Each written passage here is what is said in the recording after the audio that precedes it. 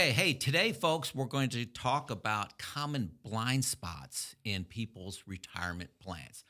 Obviously, you can see I'm not here by myself. I'm here with Kyle and Jacob of Defining Wealth, and they have been doing $300 plan reviews for my audience for a little less than a year, but have met with over 200 of you, 200 powerful DIY people over the course of the last 8, 9 months. So I wanted to sit down with them for two reasons. One, so you could see that they're actually real people. We are. Okay, they're Live real in the people, flesh.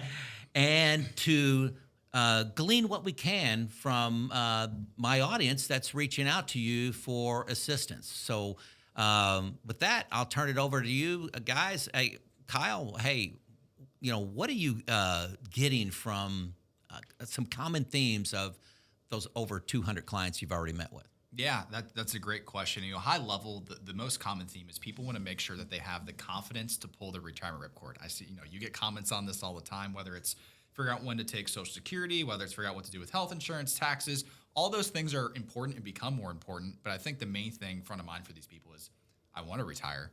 Can I? Yeah. My spreadsheet says so, or Boldin might tell me one thing, but I almost need somebody to look me in the eyeballs and just make sure that, hey, are there any blind spots here? What is it that I'm not thinking of? And it's really just having that conversation to talk through each unique situation, because everybody's truly is different. Personal finance is personal for a reason. Yeah. And what we're trying to do is say, okay, hey, look at, for some people, you might have enough to retire, but, at your spending levels, you might want to wait one more year. Or conversely, hey, I know you're thinking retiring at 60 if you're 55 today, but, from some of these meetings, we say, well, you could retire next year. You could retire tomorrow if you wanted to, right? So for us, it's trying to distill and down into saying, hey, look at, where are you at today? Where do you want to be? And what's possible? Yeah. Well, let's jump into some common mistakes. What are some problems you see from a high level, and then maybe jump down into a couple examples? Yeah.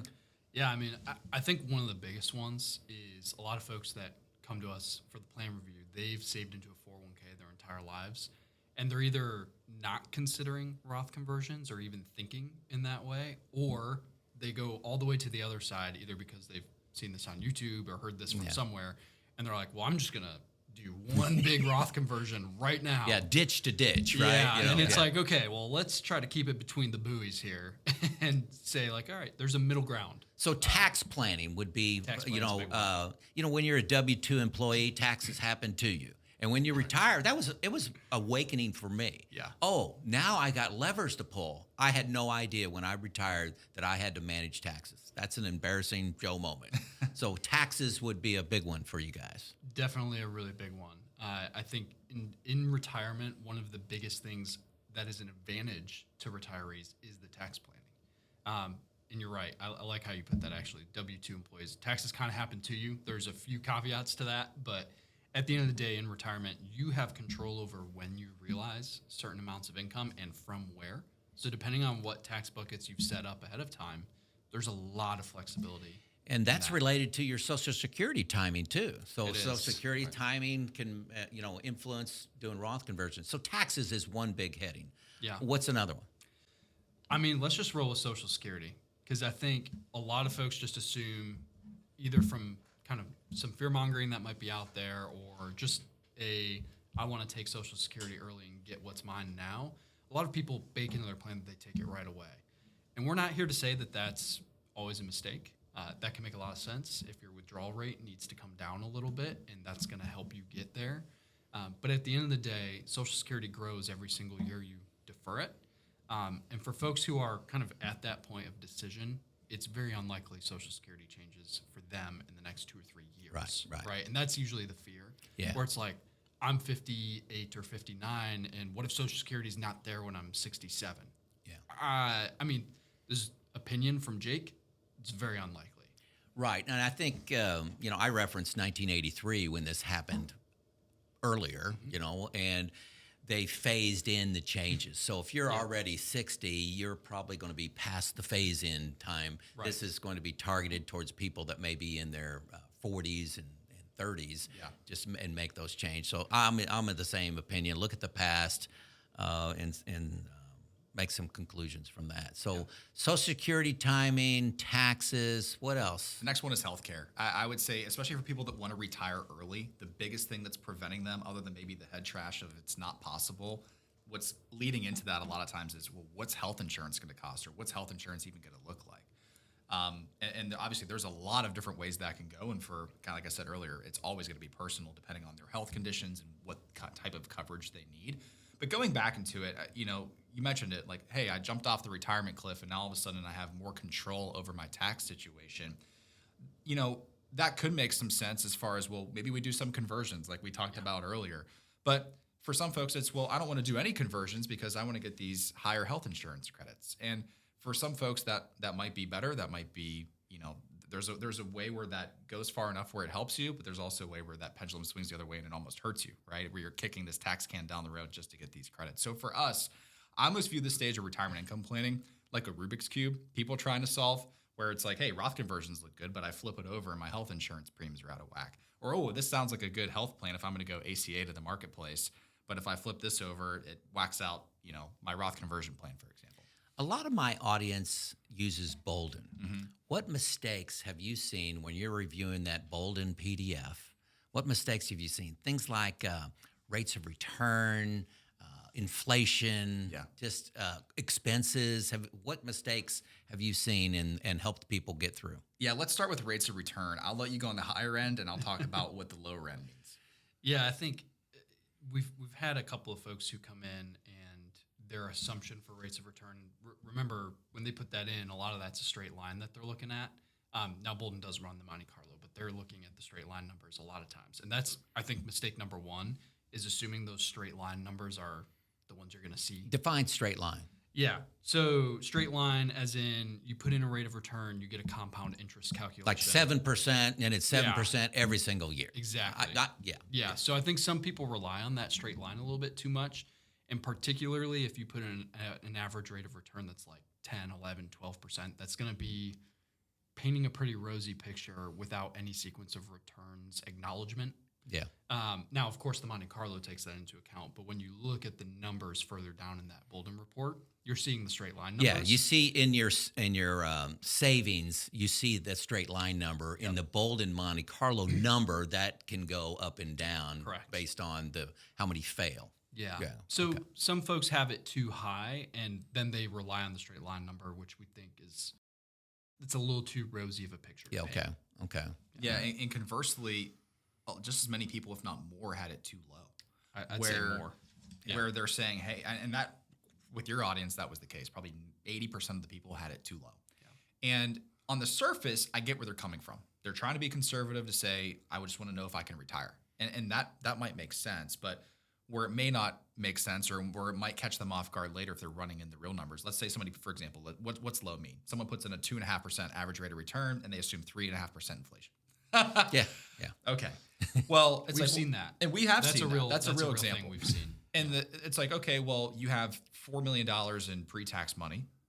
Looks like I don't need to do any conversions. It's like, well, hang on a minute. If you put a realistic scenario, let's say you even took that 2.5% to 5% or to 6%, and now all of a sudden that tax problem you didn't think you had is going to be a rude awakening when it's too late. Yeah. So for us, it's to say, okay, look at how do we solve the main answer here, solve the main question and give you the answer on can you retire? But once we get beyond that point, how do we continue to try to help you optimize these things or find these blind spots that you didn't know you had?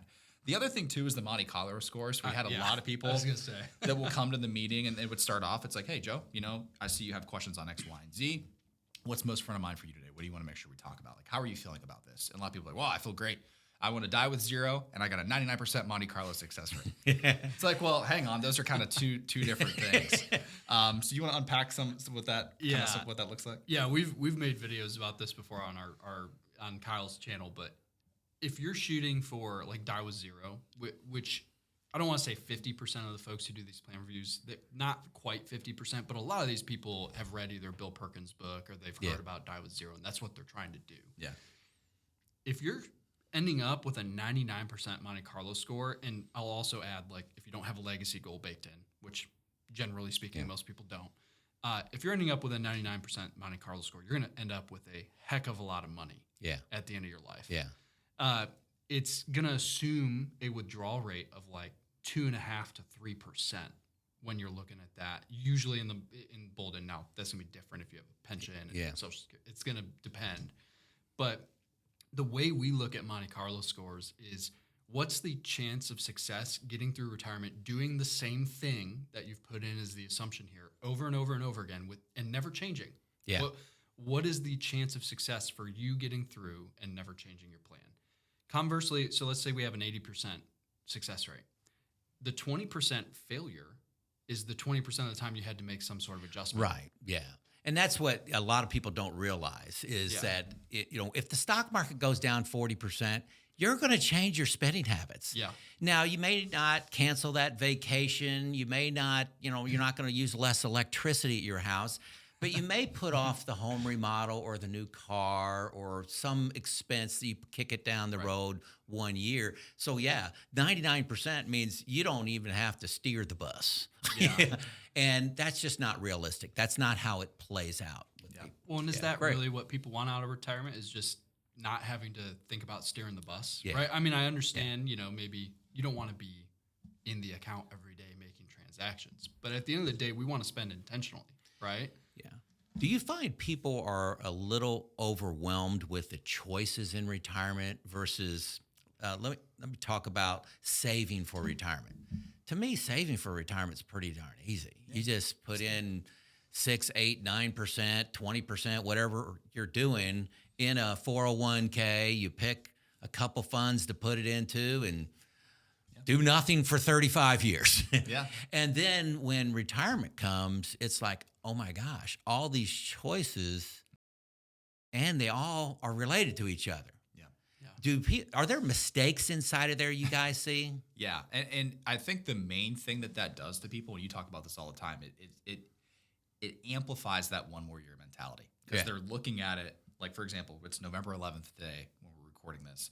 Someone's looking at it, hey, I want to retire January 1st, and they're trying to figure out just one of these pieces we talked about, tax planning, health insurance, et cetera, and how that's going to affect all these things.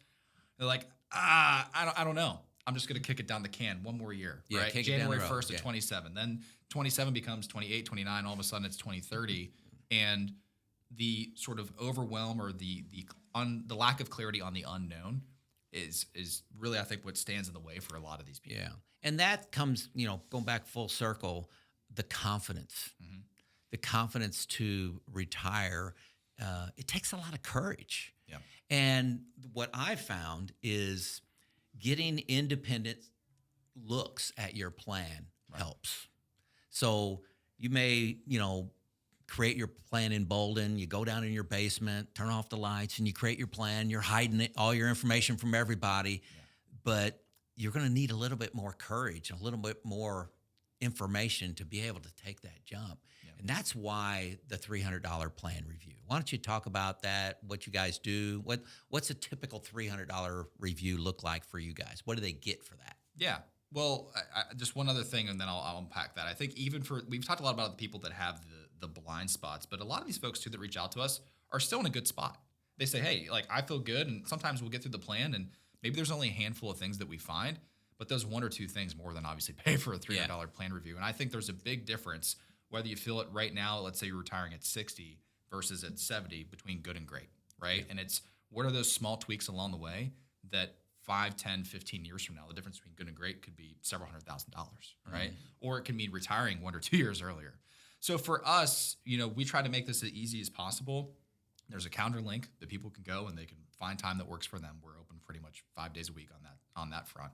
The second thing they do is they'll actually upload all their information. So whether it's Boldin, a statement, there's different things that they could send our way that, again, it doesn't have to be hard. It doesn't have to be complicated. It's a secure link too.